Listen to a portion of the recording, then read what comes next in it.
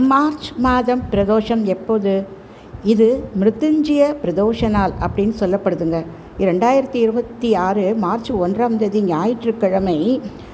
ஞாயிற்றுக்கிழமை அன்று வருகின்ற மிருத்யுஞ்சய பிரதோஷ நாளில் விரதம் இருந்து சாம்பசிவமூர்த்தியை ரிஷபரூடாக தரிசனம் செய்தால் தீர்க்க ஆயுள் மற்றும் ஆரோக்கியம் கிடைக்கும் என்பது ஐதீகம்.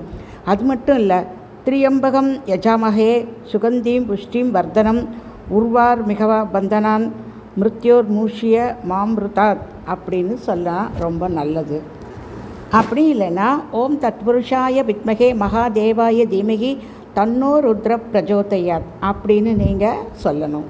இந்த ஞாயிற்றுக்கிழமையில் மாலை 4 to 6 ராகு காலம் வேளையில் வருகின்ற இந்த பிரதோஷ நேரம் இந்த சிவதரிசனம் செய்தால் தரித்திரம் விலகும், சுபிட்சம் கிடைக்கும், தடைப்பட்ட காரியங்கள் விடாமல் நல்லபடியாக நடக்கும். சிவபெருமானுக்கு நெய் தீபம் ஏற்றி வில்வ இலை சாற்றியும் நந்தி பகவானுக்கு அருகம்புல் சாற்றியும் வழிபட்டால் நினைத்தது எல்லாம் நலமாக தந்தருள்வார் அந்த சிவன்.